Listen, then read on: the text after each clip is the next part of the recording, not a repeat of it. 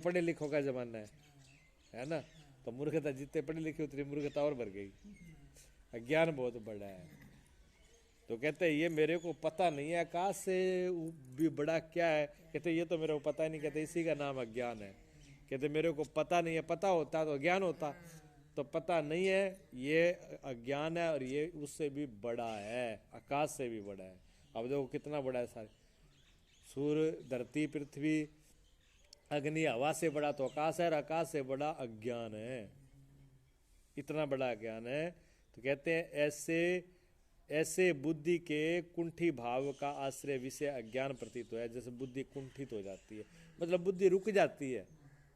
कहते हैं बुद्धि तो कुंठी होगी, अब ठस होगी, अब बुद्धि काम कौन करे। क्यों? जब बुद्धि से भी कोई बड़ी बात आ जाती है और सूक्ष्म और बड़ी बात होती है, तो बुद्धि की सोचना बंद कर देती है। जब तक बुद्धि के दायरे में आए बात, तब तक तो वो सोचती है। जब उसके दायरे में नहीं आए, दायरे से बाहर हो जाए, तो फिर कहते हैं बस सुबह है, अब दिमाग काम कौन करे, ज़्यादा ले देते हैं। अच्छा, बुद्धि का दायरा फिर कितना का है, बुद्धि कितना का सोच सकती है। बुद्धि की सोच बहुत बड़ी, ज़्यादा मोटी नहीं है बुद्धि, तो खुद ही छोटी है। अब एक हम कहें कि जल तो समुद्र का जो है, समुद्र का जल भरना है, का भरना किस में है, कि घड़े में।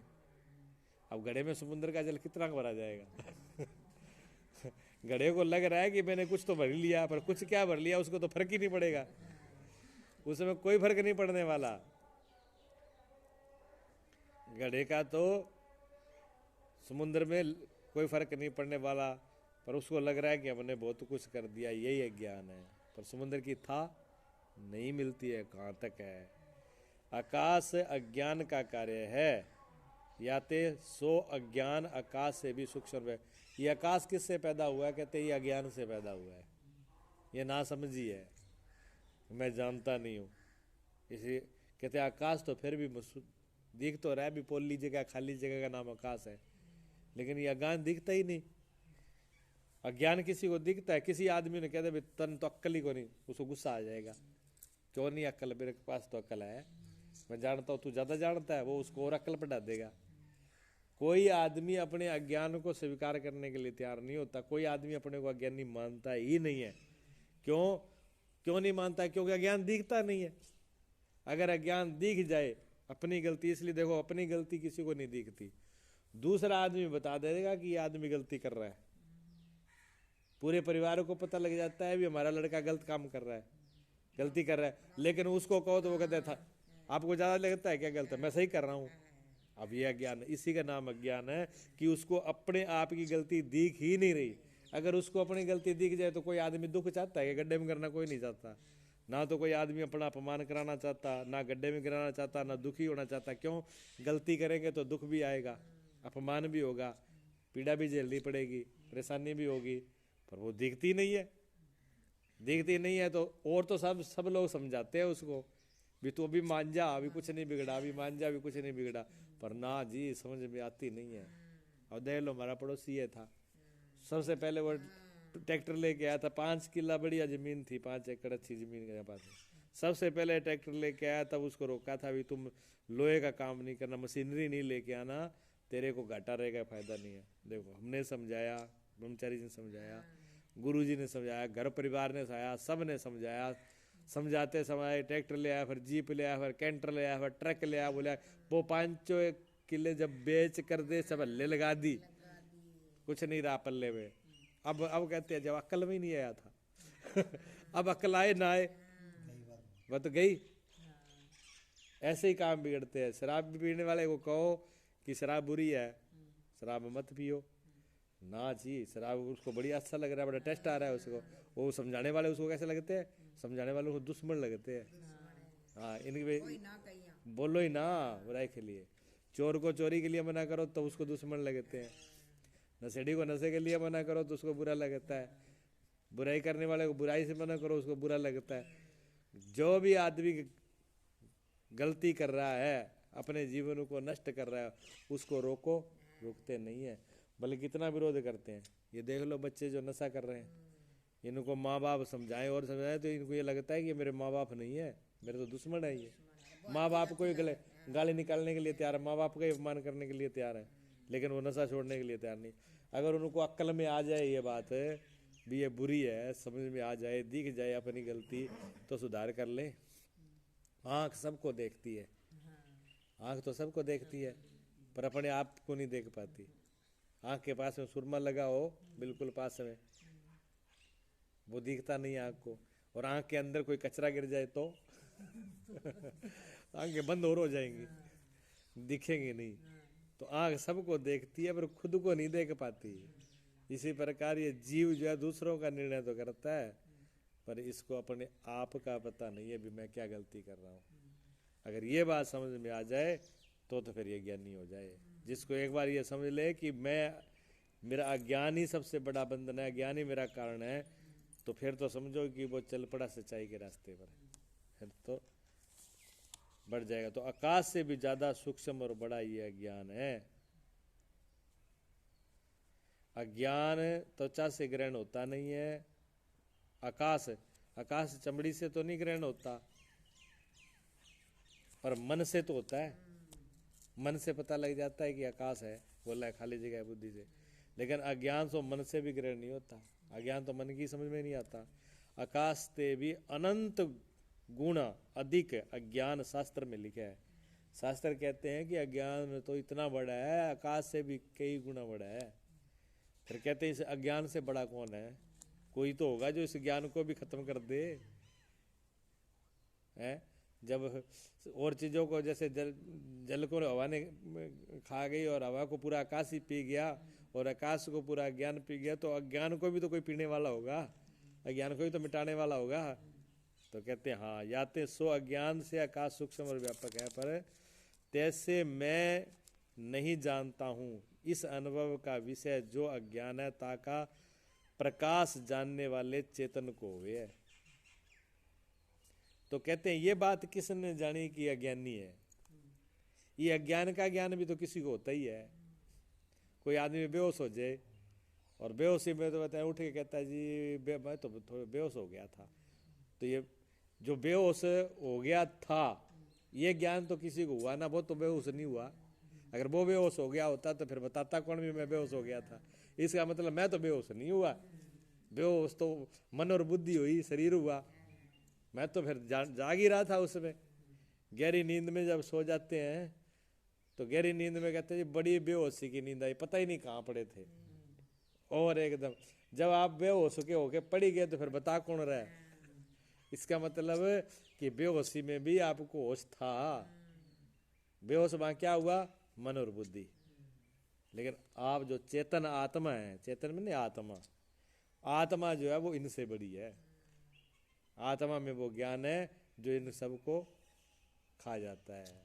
आत्मा ज्ञान होने के बाद में फिर अज्ञान भी नहीं रहता। आत्मज्ञान के बाद जब तक आत्मा का ज्ञान नहीं होता तब तक अज्ञान है, और जिस दिन आत्मा का ज्ञान हो गया उस दिन अज्ञान भी गया, तो सबकी राड कट गई। तो सबसे बड़ी क्या है? आत्मा। ये आत्मा का बोध कराते हैं चेतन। अज्ञान है, अज्ञान वास्ता है, अज्ञान अज्ञ पुरुष को प्रिय है। देखो कहते हैं अज्ञान है और अज्ञान दिखता भी है, महसूस भी होता है। और अज्ञान प्रिय किसको है? अज्ञान अच्छा किसको लगता है? अज्ञानी को। ज्ञानी को तो लगता नहीं। ज्ञानी को तो ज्ञान प्रिय है और अज्ञानी को अज्ञानी प्रिय है, क्योंकि वो कहता है ठीक है मैं जैसा हूँ। उसको अनपढ़ आदमी को कहने का पढ़ लिख ले ना, आप ही पढ़ के बन जाना ना मास्टर, मैं तो ये ठीक हूँ। हाँ, वो उसमें खुश है, देख लो है? उसको वो नहीं चाहिए पढ़ाई लिखाई, दिमाग नहीं चाहिए। ऐसे ही किसी को कहो कि जी आत्मा ज्ञान करो, आत्मा परमात्मा थे ही रखो दर करना है। मैं तो ठीक है जो है। हाँ, आत्मा परमात्मा से भाई क्या लेना देना है? कल देखिए आत्मा कहाँ है, परमात्मा, सब झूठी बातें हैं। ये पूछना भी आत्मा नहीं देखी तो ये सब चल किस पे रहा है? खेल तो उसी पे चल रहा है सारा ना। इस रीति से अज्ञान से भी अनिश्चित अस्थि भांति प्रिय रूप ब्रह्म चेतन भासता है। कहते हैं अज्ञान जब होता है और ये सारी चीजें होती हैं, उसमें भी मैं है, आत्मा का होना रहता है। जागता है तो भी रह रहा है, सपने में भी रह रहा है, इसमें रह रहा है। और अज्ञानी है तो भी, कितने ही अज्ञानी हो उसे कह दो कि तू तो कौन ही, तू तो मर गयो, यही मर गयो मैं हूँ। देख है ना ज्ञान। अगर उसको अज्ञान ही होता, मूर्ख ही था, तो अपने आप को मान लेता कि मैं तो मर गया जी, अब लकड़ी में जलाया हो। पर मानने के लिए कोई तैयार होता है? नहीं होता। मूर्ख से मूर्ख आदमी भी इस बात को मानने के लिए तैयार नहीं कि मैं नहीं हूँ। बल्कि अगर किसी ने नहीं पूछा ना, ब्याह शादी में भी गए पार्टी में और पूछा नहीं, अच्छा घर वालों का पूछ लिया, मेरे को तो इन्होंने पूछा ही नहीं है, बुलाया ही नहीं, राम राम भी नहीं करी, रोटी पानी का नहीं पूछा, तो देख लो मैं रहता है ना ज्ञान भी मैं हूँ। मेरा होना हर वक्त रहता है जी, नींद में भी रहता है, जागते में रहता है, हर स्थिति में रहता है। काश में चाहे ज्ञान हो जाए तब ज्ञानी को भी होना का पता है और अज्ञानी भी का पता है भी मैं हूँ। और देख लो सारे कहते हैं एक दिन तो सबको जाना ही है, ज्ञान है ना, ज्ञान ये भी तो ज्ञान है। जब एक दिन सबको जाना ही है तो फिर झमेले में क्यों पड़ा है, ये अज्ञान है। पता है कि ये जितना भी माया इकट्ठा कर रहे हैं, पर मत्था पिचाई कर रहे हैं, वो सारी की सारी छोड़ के हमको जाना है और फिर भी उसी में फंसे हुए हैं। तो जाना है ये तो ज्ञान है, ये पता है जो, और जो उसी में फंसे हुए हैं ये अज्ञान है। अज्ञान पूरा हो जाए तो फिर छूट जाए, फिर तो खेड़ा ही छूट जाए सबसे, फिर तो उसमें रह करके भी फंस करके भी नहीं फंसा हुआ, फिर तो बेहोशी में भी होश में है। इतना इसका फर्क है। तो ये कहते हैं याते ये तीनों सब के अंदर परमात्मा का ज्ञान तो सब में रहता है और उसी में जानना रहता है और उसमें प्रियता भी रहती है। अच्छा अपने आप से किसी को नफरत होती है कि काला हो, लुटा हो, लूड़ा लंगड़ा हो, कैसे कैसे किसी हालत में अपने आप से किसी को नफरत होती है? नहीं होती। अपने आप को तो सभी प्रिय है, अपने आप को सबसे प्रेम है, ऐसा कोई नहीं है जिसको अपने से प्रेम ना हो। और जो अंदर वो प्रियता है, प्रेम है, वही तो आनंद है, उसी को कहते हैं सच्चित आनंद। वो सच्चित आनंद तो खुद ही तो है ही है, और कौन है? वही ब्रह्म है। कि वह ब्रह्म चेतन अज्ञान से सूक्ष्म और व्यापक है, इसलिए ब्रह्म परमात्मा जो है वो अज्ञान से भी बड़ा और सूक्ष्म है। अज्ञान मन कर ग्रहण होता नहीं, परंतु मैं नहीं जानता हूँ इस अनुभव कर लिंगकर्ता का अनुभव हुए। कहते हैं अज्ञान तो मन से भी ग्रहण नहीं होता, मन के अंदर भी नहीं आता, लेकिन मैं नहीं जानता हूं ऐसा तो प्रतीक होता है। और ब्रह्म चेतन स्वयं प्रकाश होने थे किसी भी प्रमाण का विषय नहीं है। कहते हैं ब्रह्म चेतन जो आत्मा है, जो परमात्मा है, वो तो स्वयं ही प्रकाश। अब सूर्य तो सबको प्रकाश कर रहा है, सूर्य से सब चीजें दिख रही है, और सूर्य को देखने के लिए क्या दूसरा सूर्य लाना पड़ेगा? वो तो खुद ही प्रकाशमान है। इसी प्रकार ये आत्मा देख लो, पूरे शरीर का, शरीर में कहीं भी तकलीफ हो जाए तो ज्ञान हो जाता है ना, और मन में तकलीफ हो तो उसका भी ज्ञान हो जाता है, आंख में, कान में, जीभ में तकलीफ हो उसका भी ज्ञान होता है, और बुद्धि भी काम कर रही है कि नहीं कर रही है उसका भी ज्ञान होता है, बुद्धि में होश है कि नहीं है, कितनी बुद्धि में समझ में आ रही है, कितनी नहीं आ रही उसका भी ज्ञान हो रहा है। तो इस पूरे ढांचे का ज्ञान आत्मा कर रही है। अब जो ज्ञान सबका कर रही है उसका ज्ञान करने के लिए क्या दूसरी आत्मा लेनी पड़ेगी? है? वो तो सबका ज्ञान कर ही रही है। ये आत्मा का ज्ञान हो जाना, इसको समझना, यही है क्या सच्चित आनंद। और ये सब जगह है। अब बताओ, ये आत्मा चेतन है और यही प्रिय है और ये सब जगह है, फिर आना जाना कहाँ है? कल बात तो हुई थी ना, ये तो क्या मैं स्वर्ग में जाएगी, मैं तो नहीं जाना, तू जा, हमें तो जाना नहीं। क्यों? हम तो सब जगह पहले ही हैं भी, हम तो सभी जगह पहले ही, हमें जाना ना कहाँ है? जिसको ज्ञान हो गया ज्ञानी। और गुरुजी देख लो, गुरुजी ज्ञानी पुरुष थे, मानते थे, नहीं जानते नहीं तो मानते तो थे हम लोग, ज्ञानी तो वो थे। तो अब अगर गुरुजी चले ही गए तो फिर हम पूजा किसकी कर रहे हैं? फिर समाधि पूजा किसकी कर रहे हैं? इसका मतलब है अच्छा अब आश्रम में, ये तो मान लो गुरुजी गए नहीं, आश्रम में है, समाधि उनकी लगी है, उनका गद्दी बनी है, वहाँ पूज रहे हैं, तो अच्छा आप घर पे फोटो लगा के पूजते, वहाँ गुरुजी नहीं होते? यहाँ पर भी है, आपके घर में भी है, और पूरे देश के अंदर गुरुजी के शिष्य है, सब जगह पूजा कर रहे हैं, तो उनकी पूजा नहीं हो रही? हो रही है ना। तो गुरुजी तो सब जगह है। जब आकाश सब जगह है, आकाश सब जगह, आकाश से बड़ा ज्ञान सब जगह, उससे बड़ा आत्मा सब जगह है, जो आकाश से भी बड़ी है, कई गुना बड़ी है और सूक्ष्म है, तो फिर जाना ना कहाँ है? स्वर्ग तो हमारे अंदर ही है, नरक भी हमारे अंदर है। स्वर्ग हमारे अंदर, नरक हमारे अंदर, सूर्य चंद्र हमारे अंदर, जलवायु अग्नि पृथ्वी हमारे अंदर, सारे भास रहे हैं। कैसे भास रहे हैं? कैसे भास रहे हैं? इन सबसे बड़ा अज्ञान है। और अज्ञान कितना बड़ा आगे बताएंगे। अभी अज्ञान कितना बड़ा है, परमात्मा में अज्ञान कितना बड़ा है ये बताएंगे। अभी तो ये बताया ना भी इन सबसे बड़ा आकाश, आकाश और आकाश से भी कई अनंत गुना बड़ा अज्ञान है। लेकिन आत्मा के सामने अज्ञान कितना बड़ा है ये बात दिखाएंगे आगे। क्या दिखाएंगे?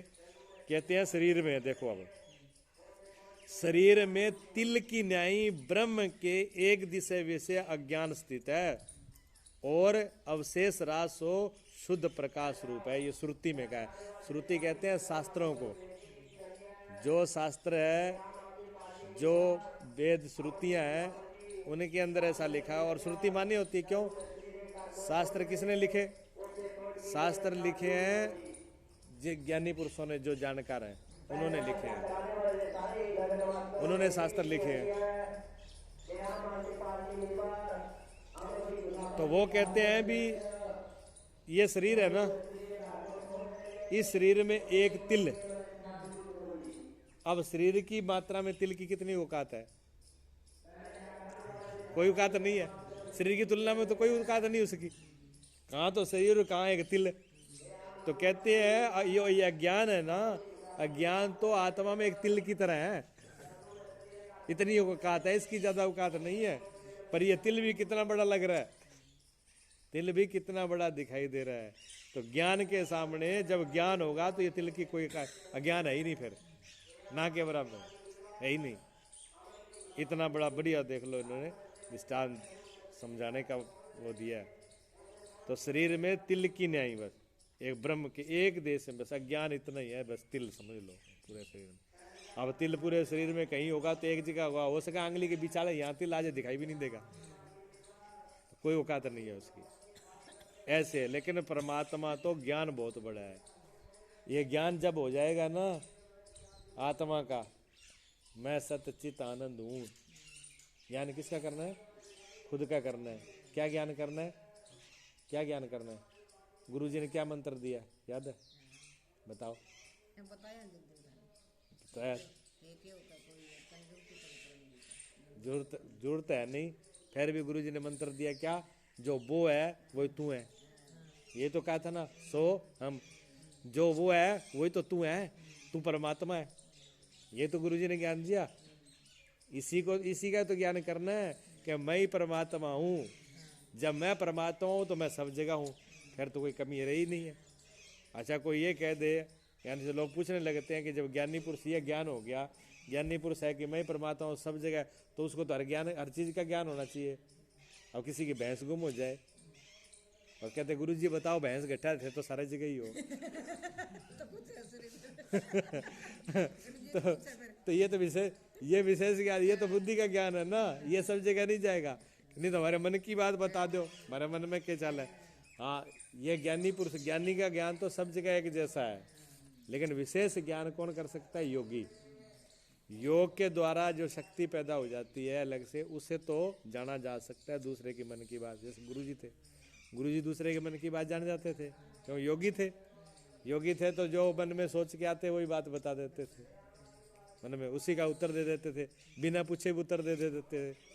और बहुत सी बातें होती थी ऐसे जो गुरुजी बता देते थे। कई बार खाने पीने की होती, घर से मन में सोच के चलते कि आज गुरुजी के पास ये प्रसाद खा के आएंगे। एक दिन वो छोर पता नहीं कौन था, वो सोच के आए, बता रहा था मेरे को कि हमने सोचा बहुत दिन से रसगुल्ला नहीं खाया, गुरुजी के पास रसगुल्ला खा के आएंगे। और गुरुजी कभी कभी लहर होती थी गुरुजी जब आया वो, तो गुरुजी ने पहले भर के रखा इतना बड़ा। कहते तेरे को रसगुल्ले अच्छे लग रहे हैं क्या? क्या गुरुजी बहुत अच्छे लगते हैं। कि ले फिर आज रसगुल्ले खा।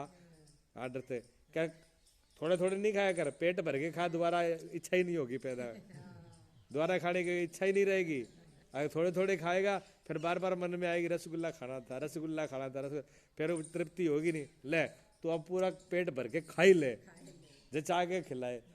तो ये तो योगी पुरुष होते हैं, जो योगी महात्मा होते हैं, उनके अंदर वो शक्ति पैदा हो जाती है, उनका हृदय अंतःकरण इतना शुद्ध सूक्ष्म हो जाता है। लेकिन जो सामान्य ज्ञान सब जगह ज्ञान है वो तो एक जैसा रहता है सब जगह।